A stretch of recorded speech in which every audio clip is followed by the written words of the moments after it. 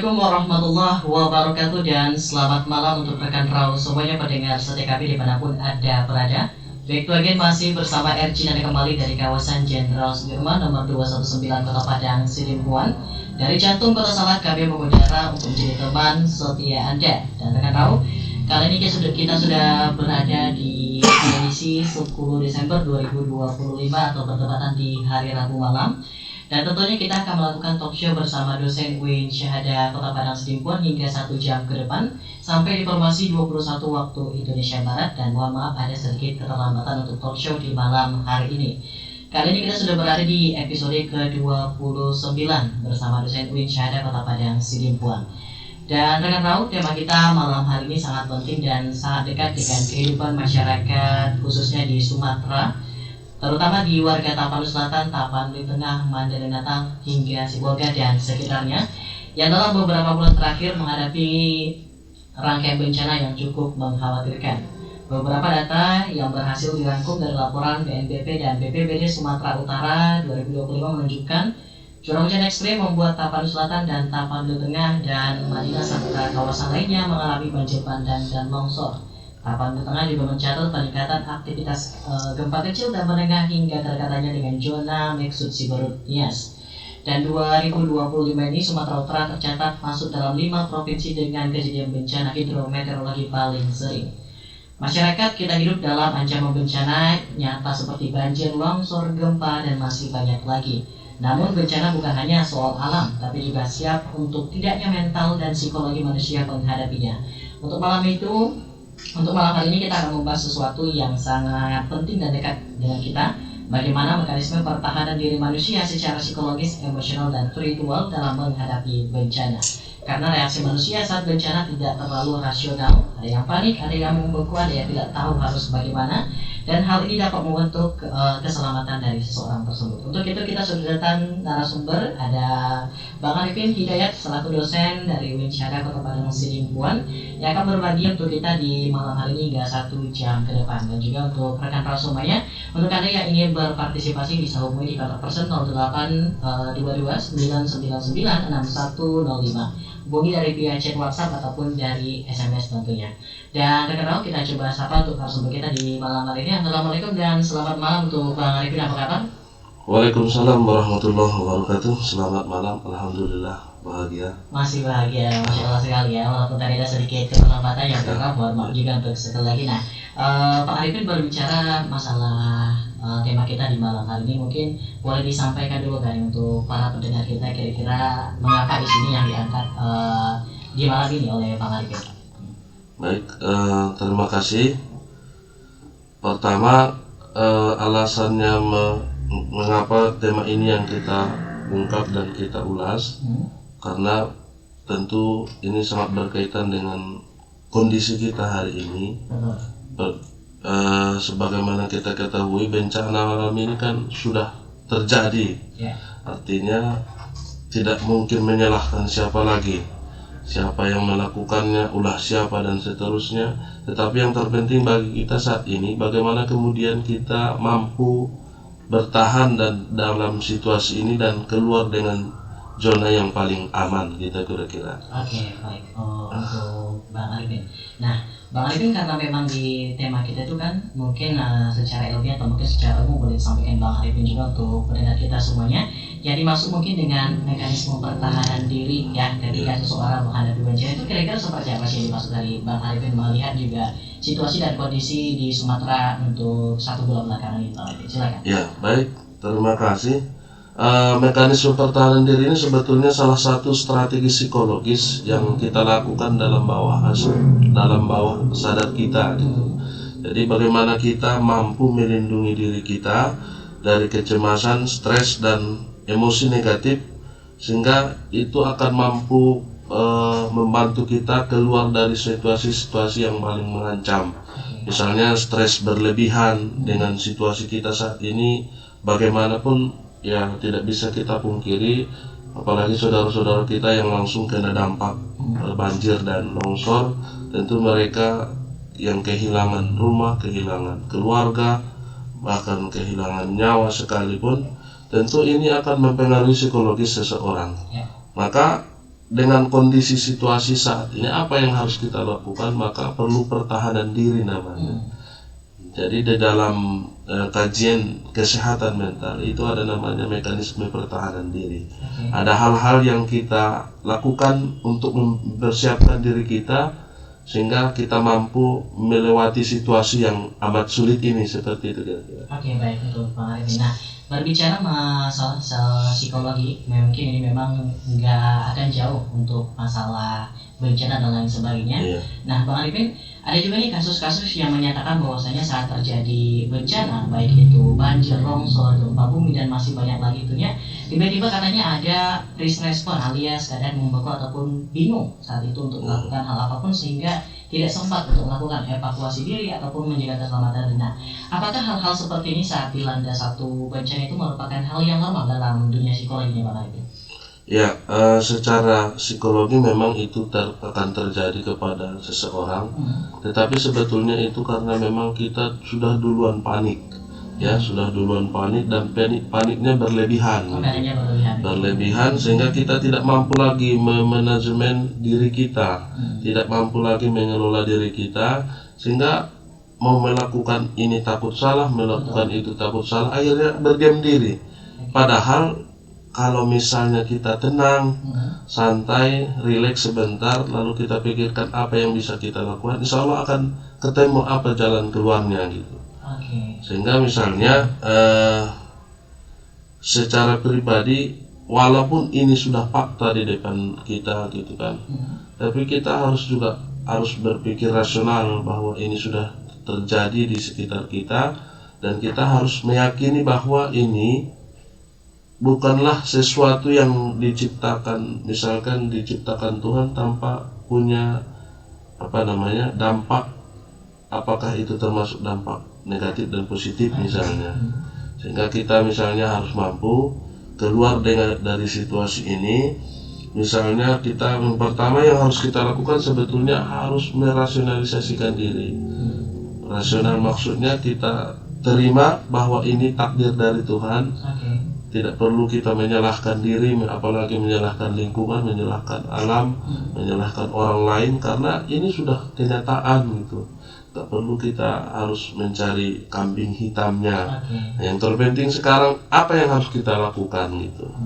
Maka yang pertama yang harus kita lakukan represi, ya, menekan ingatan traumatis ke alam bawah sadar kita. Kita harus berusaha semaksimal mungkin meyakini bahwa ini hanyalah kejadian yang suatu saat bisa jadi akan mungkin terjadi kembali. Maka ada hal-hal yang harus kita lakukan, termasuk nanti ya kalau pencegahan misalnya. Tapi untuk sekarang ini ya paling tidak harus kita berpikir apa yang bisa kita lakukan. Paling tidak ya kalau yang masih ada misalnya yang dibersihkan ya dibersihkan. Nah, misalnya ada yang mau bisa lagi kita kerjakan harus kita kerjakan. Walaupun misalnya sulit menerima keadaan ini. Betul sekali. Ya. Oke. Menanggapi hal tersebut, kalau kita melihat real time untuk kondisi saat ini ya Pak Arifin, memang saudara-saudara dan teman-teman keluarga kita di daerah Tapanuli Tengah, Tapanuli Selatan, Aceh dan lain sebagainya memang saat ini masih mengalami hal yang sangat krusial untuk masalah psikologis diri, dan juga apalagi mungkin di daerah pengungsian dan juga tempat evakuasi Bang Arifin.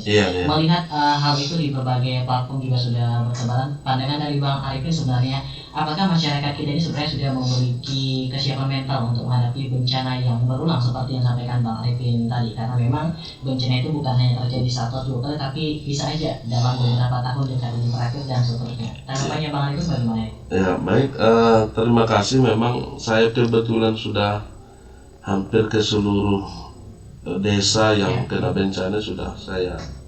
Tadi terakhir kita dari salah satu desa Pulau Lubang namanya di Korea Selatan. Mereka semuanya secara seluruh satu dusun itu memang diungsikan, mereka dibuat tenda ya ala kadarnya lah. Tapi secara psikologis memang berat mereka menerimanya, karena bisa jadi ini kejadian pertama kali mereka rasakan. Betul sekali. bahkan sudah ratusan tahun. Ada yang bercerita mereka sudah ratusan tahun nggak pernah terjadi ini Pak katanya. Ya. Tapi ya gimana lagi, ini kan sudah faktanya, sudah kejadian.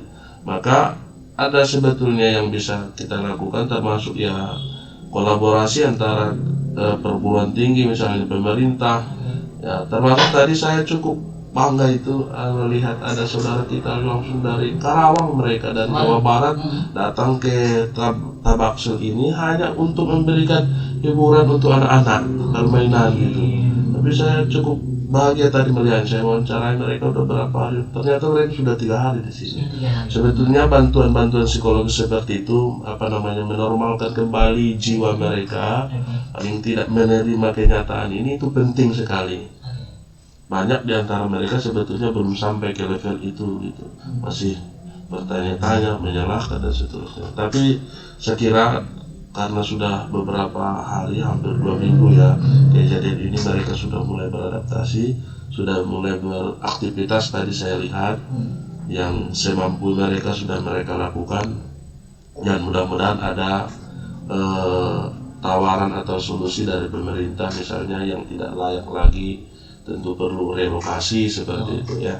Oke, satu tanggapan lagi mungkin sebelum kita jeda untuk Bang Arifin, karena tadi sempat disinggung juga ada beberapa mungkin dari LMS yang dari Karawang yang sempat memberikan terapi mungkin untuk anak-anak kecil yang sana sebagai terdampak. Nah, dari Bang Arifin sendiri mungkin di berbagai orang awam mungkin psikologis ini dianggap sebelah mata, mungkin orang menganggapannya logistik, kesehatan dan lain sebagainya menjadi pilar utama. Tapi saya setuju mungkin ini bukan hal yang harus dikesampingkan sekali.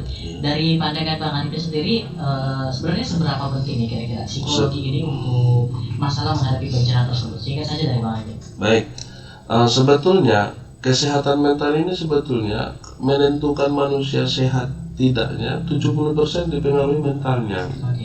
Jadi yang pertama yang dibangun justru bagaimana kita meyakini bahwa kita adalah sehat gitu. Jangan kita anggap kita sakit, tidak mampu, tidak sanggup, tidak bisa menerima kenyataan ini. Justru harusnya sebaliknya yang harus kita lakukan. Makanya namanya self defense ya, ada pertahanan diri. Nah, termasuk pertahanan diri itu pertama yang harus kita lakukan, menyadari bahwa kita dalam keadaan sehat gitu. Karena secara kesehatan juga kemarin saya juga pernah bincang dengan salah satu dokter di Sedempuan. Kata beliau memang 30% itu hanya dari kesehatan, 70%-nya dari mentalnya sendiri gitu. Nah, jadi memang kembali lagi kita masyarakat yang penting pertama sekali harus mental kita dulu kita kuatkan, kita terima keadaan ini gitu. Oke, baik untuk Bang Arifin ya. Rekan-rekan mungkin kita akan jeda dengan beberapa iklan dan akan kita lanjut lagi untuk show ini. So untuk Anda yang masih ingin berpartisipasi dan juga ingin bertanya dan memberikan opini, silakan hubungi di kantor person 082299996105 dan tetap stay tune bersama kami hanya di 105 Rapan Your Lifestyle. 105 Rapan masih bersama RG Nanda dan juga masih bersama Bang Arifin. Tentunya kita masih membahas mekanisme pertahanan diri dalam menghadapi bencana. Ya, tadi kita sempat jeda dengan beberapa iklan sebelumnya, tapi kita akan coba lanjut lagi perbincangan di malam hari ini hingga 1 jam ke depan di Formasi 21 waktu Indonesia Barat. Menanggapi hal yang sebelumnya tadi juga ada relawan yang dari Karawang yang disampaikan oleh Bang Arifin. Ini ada juga menanggapi sebenarnya Bang Arifin melihat situasi dan kondisi yang saat ini terjadi di beberapa bencana wilayah Sumatera, khususnya di Taptan dan juga Tapan Selatan.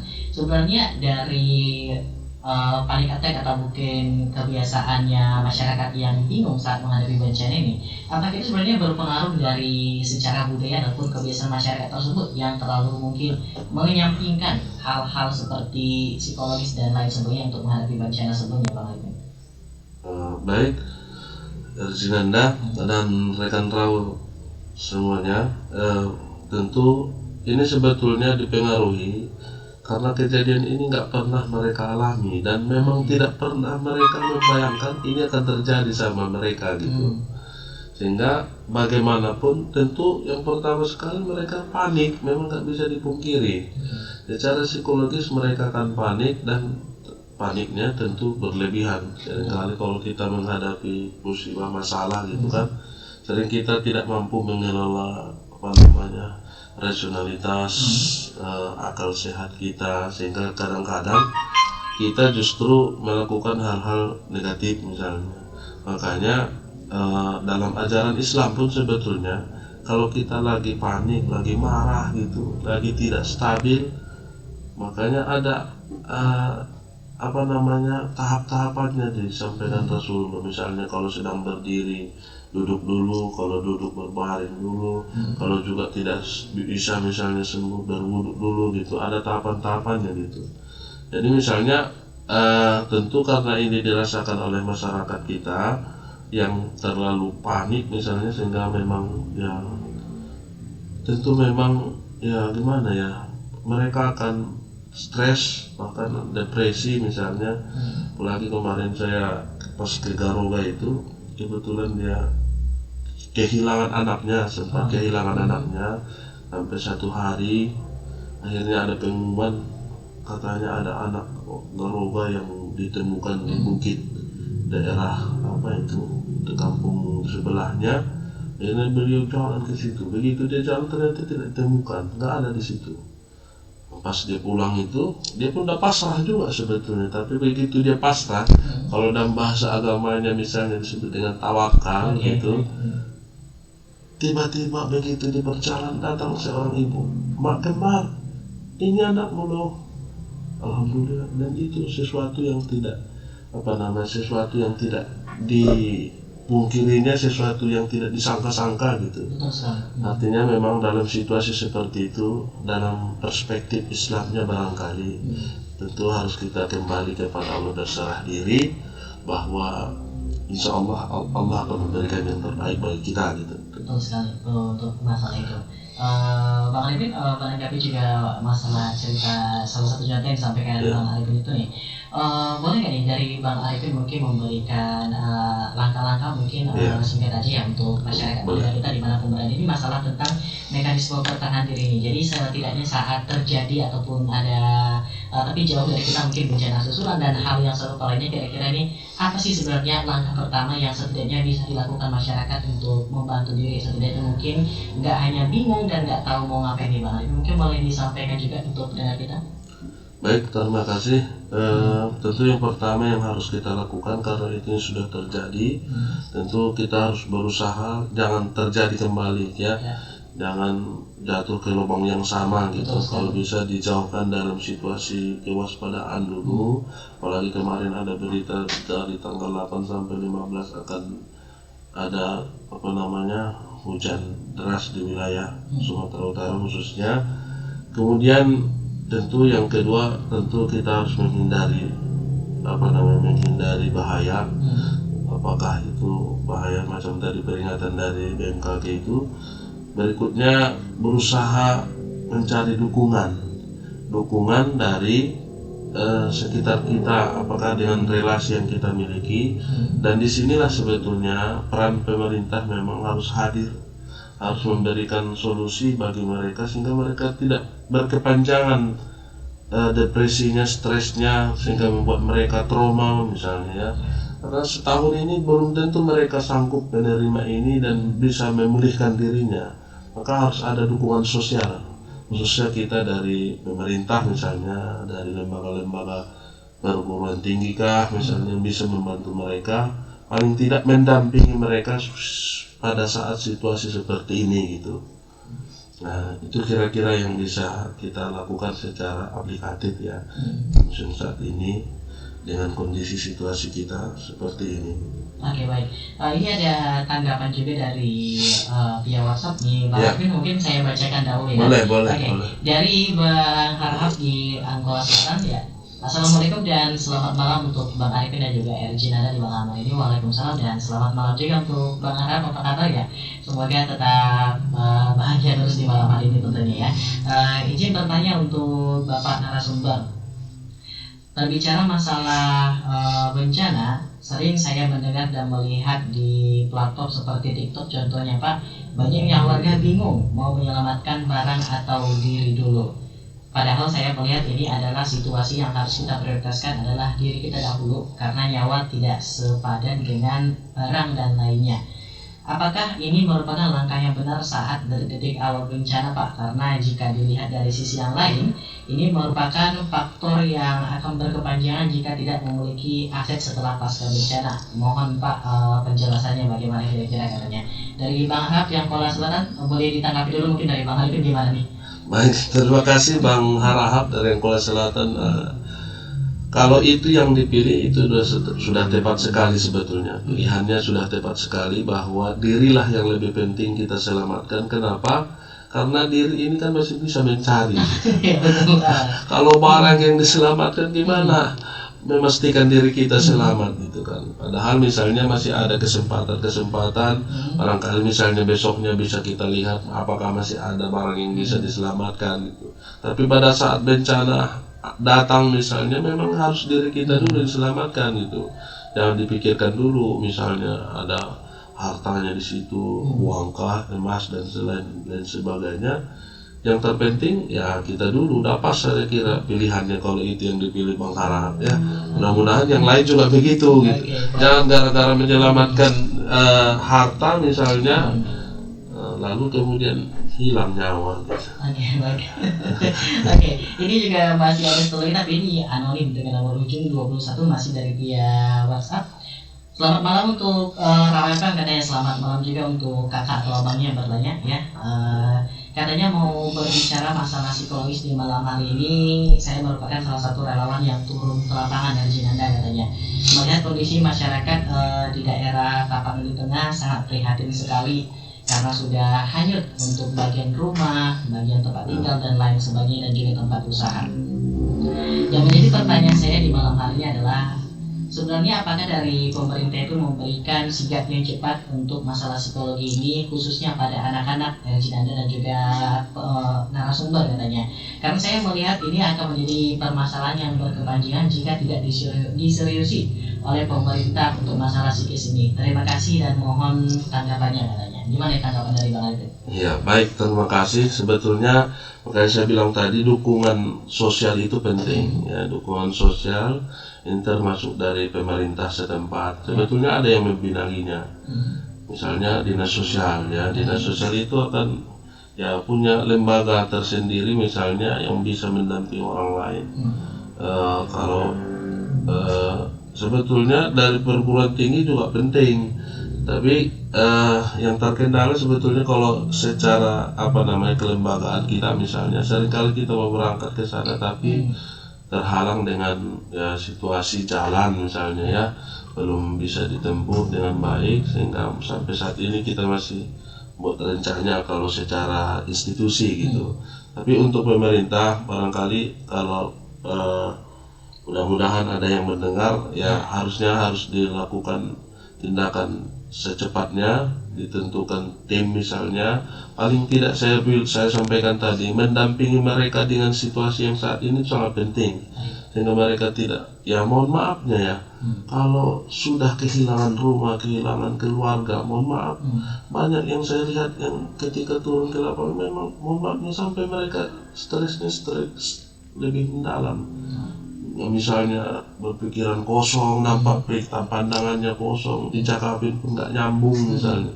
Ya orang-orang seperti ini kan butuh pendampingan gitu. Dan mereka nggak akan bisa keluar dengan situasi sekarang ini kalau tidak ada pendampingan khususnya dari pemerintah. Disinilah harusnya peran pemerintah dan lembaga-lembaga independen yang punya jaringan ya harus menyampaikan ini gitu. Kalau bantuan fisik kan saya kira sudah banyak lah ya.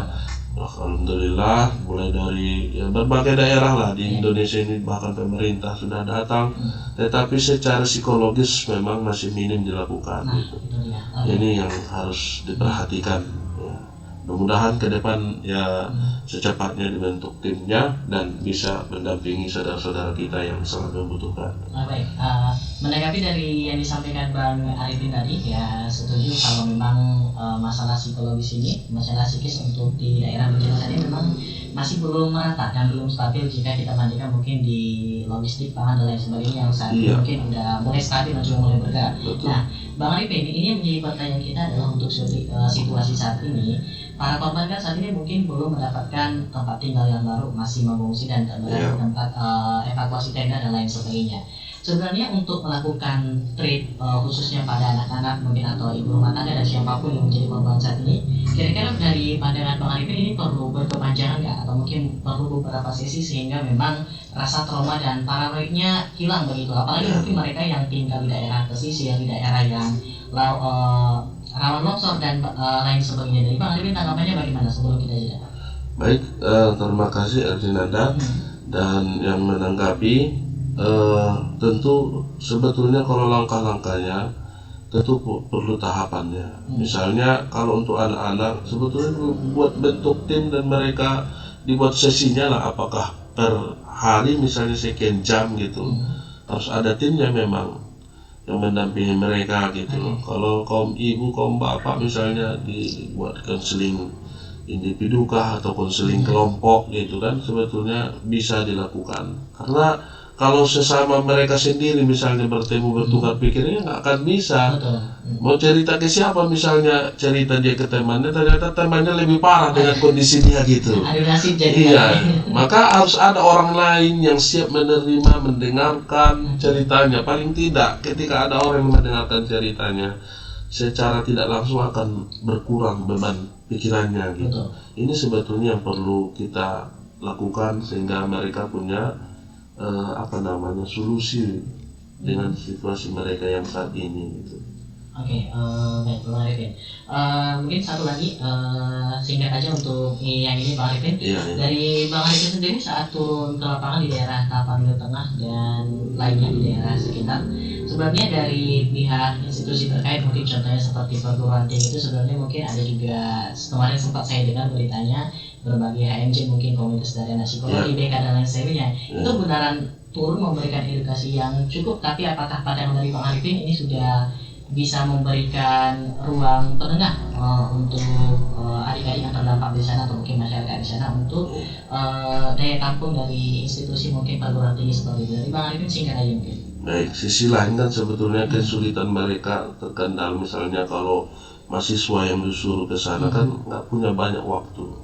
Kecuali misalkan ya dilegalkan misalnya selama satu bulan misalnya mereka di sana, tapi tentu membutuhkan biaya. Di sini saya kira yang kurangnya, tapi yang banyak mereka lakukan saat ini sebetulnya masih di fisiknya, misalnya membersihkan bakti sosial, membersihkan tempat-tempat umum, sekolah, masjid dan lain sebagainya misalnya. Untuk pendampingan mental memang masih kurangnya bukan soal mereka tidak mau, sebetulnya soal waktu dan ya persoalan biaya misalnya. Makanya kalau ada tadi kolaborasi dengan pemerintah, misalnya disiapkan tempat mereka di sana, akomodasi dan seterusnya, paling tidak hanya untuk kebutuhan mereka, saya kira sangat bisa membantu korban-korban bencana alam ini. Oke, baik untuk Bang Arifin. Kita akan jeda selanjutnya untuk rekan tahu. Nanti kita akan sampai di segmen terakhir sekaligus kita tanyakan closing statement yang disampaikan oleh Bang Arifin untuk kita semuanya. So untuk pendengar setia kami tetap stay tune hanya di ya di frekuensi 105 Rawa FM masih bersama Erjinanda dan kita masih membahas mekanisme pertahanan diri dalam menghadapi bencana dan kita sudah berada di segmen terakhir ya rekan tahu.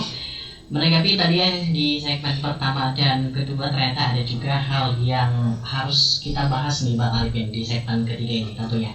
Ini masalah katanya menghindari penyebaran hoax saat bencana yang memicu kepanikan berlebih. Informasi yang beredar antara warga yang satu dan warga lainnya yang berada di lokasi yang berbeda ataupun tidaknya saat memberikan informasi yang terkesan melebih-lebihkan dengan situasi bencana saat ini sehingga memberikan dampak yang negatif bagi korban ataupun masyarakat yang terpicu bencana pada saat itu.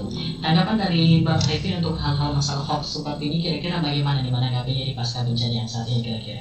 Ya, terima kasih Jinanda. Pertama, memang bagaimanapun situasi kondisinya tentu ada orang yang mau mencari ya sesuatu yang bermanfaat untuk dia sendiri gitu. Kadang-kadang misalnya video yang lama dipotong lalu di-share lagi misalnya dan tanpa diberikan keterangan tertentu misalnya. Maka solusinya yang pertama yang bisa kita lakukan tentu berusahalah mencari informasi dari akun resmi, apakah itu lembaga dan media yang lain, yang jangan diambil misalnya dari potongan-potongan video, walaupun misalnya kecuali misalnya dia sedang live kan, berarti memang fakta. Tapi sebagian yang banyak, misalnya video yang lalu diviralkan kembali, akhirnya orang ya ketakutan, trauma dan seterusnya, gitu ya. Jadi tadi soal barangkali karena ini segmen terakhir, ada beberapa jenis dukungan sosial yang bisa kita lakukan kepada mereka korban. Dan tadi kan saya sampaikan salah satu solusinya dukungan sosial. Siapa yang memberikan dukungan sosial itu ya termasuk ya kita pemerintah, masyarakat dan tokoh-tokoh yang ada di sekitarnya misalnya. Semua kita harus berkolaborasi dan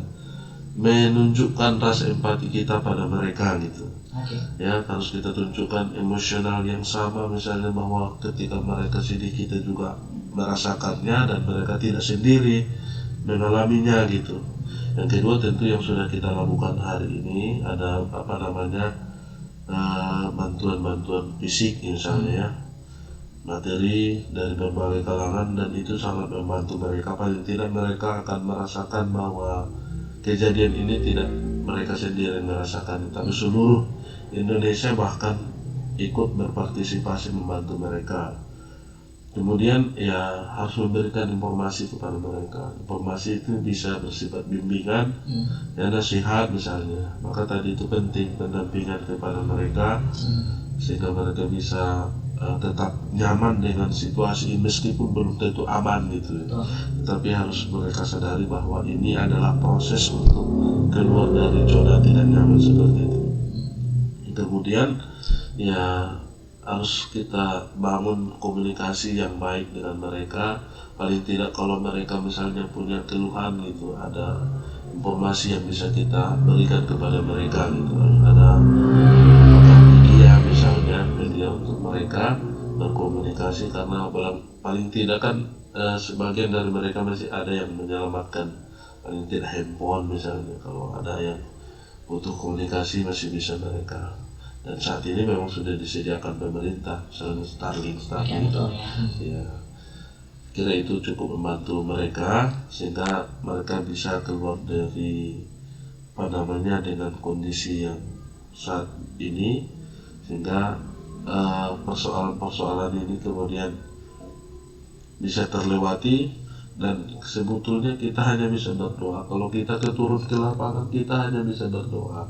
Bagaimanapun tidak, tanpa kita sadari sebetulnya tak usah pun ada yang merasa begitu kita lihat, kita tidak sadar langsung meneteskan air mata sebetulnya. Bagaimana merasakan kepedihan yang mereka rasakan itu. Tetapi di luar itu kan masih banyak hal yang bisa kita lakukan. Khususnya ini pendampingan psikologis dari kita, misalnya dari pemerintah dan tadi dari lembaga-lembaga LSM misalnya, yang selama ini bisa mendampingi gangguan psikologis atau masalah-masalah psikologis. Ya inilah saatnya menunjukkan pengabdian kita pada nusa bangsa dan agama kita ini. Baik, untuk Bang Revin, karena memang waktu kita juga sudah di penghujung acara, kurang lebih hanya 2 menit lagi, mungkin boleh closing statement singkat aja mungkin dari Bang Revin untuk menutup talk show kita di malam hari ini. Silakan Bang Revin. Baik, terima kasih Arjinanda dan seluruh rekan RAW. Pertama tentu kita tetap bersyukur bahwa sampai hari ini kita masih diberikan Allah kesehatan. Mudah-mudahan tentu kita berdoa terhindar dari masalah-masalah yang dihadapi saudara-saudara kita. Sebagai manusia kita cukup memiliki rasa kemanusiaan saja, saya kira sudah bisa membantu mereka. Dengan merasakan apa yang mereka rasakan saat ini, kita bisa turun ke sana, memberikan dorongan, motivasi kepada mereka. Barangkali itu jauh lebih penting daripada hanya sekedar mengupload video-video mereka, foto-foto dengan mereka. Apalagi kadang-kadang ada lagi sebagian masyarakat datang ke sana hanya rekreasi, melihat-lihat, bertanya-tanya. Yang lebih penting sebetulnya kita bisa memberikan edukasi kepada mereka. Maka inilah saatnya, khususnya untuk pemerintah, lagi-lagi untuk pemerintah dan lembaga, khususnya perguruan tinggi, saatnya sudah bisa berkolaborasi dan membangun kerjasama untuk memulihkan kembali masyarakat kita, terkhusus di wilayah Sumatera misalnya, ya, di daerah Tabaksel kalau kita misalnya mulai dari Tapanuli Tengah, Bolga, Tapanuli Selatan dan seterusnya. Kira itu Jinanda yang bisa saya sampaikan. Atas segala salah dan hilaf saya mohon maaf. Ya. Baik, untuk Bang Arifin, seperti yang disampaikan dari Bang Arifin juga, sebenarnya mekanisme pertahanan diri kan bukan hanya soal lari menyelamatkan diri ya, tapi juga bagaimana kita bisa membaca tanda-tanda agar kita tetap tenang, bisa berpikir jernih, kemudian bertindak dengan cepat untuk bisa mengevakuasi diri dari bencana-bencana yang mendatang di satu tempat tersebut. Terima kasih juga untuk Bapak Arifin Hidayat ya, tentunya atas ilmu dan juga pengalaman yang diberikan untuk pendengar kami 105 FM dan juga antusias Bang Arifin yang telah turun ke lapangan dan memberikan informasi juga untuk kita di udara. Semoga masyarakat Tapanuli Selatan, Tapanuli Tengah dan juga seluruh Sumatera menjadi masyarakat yang lebih siap dan lebih kuat dan tangguh menghadapi bencana yang saat ini dan berikan kesabaran tentunya. Amin. Dan juga untuk rekan narasumbernya, saya Arjinata pamit undur suara dan sampai jumpa di episode talk show berikutnya. Tetap stay bersama kami hanya di 105 FM Your Lifestyle. Okay.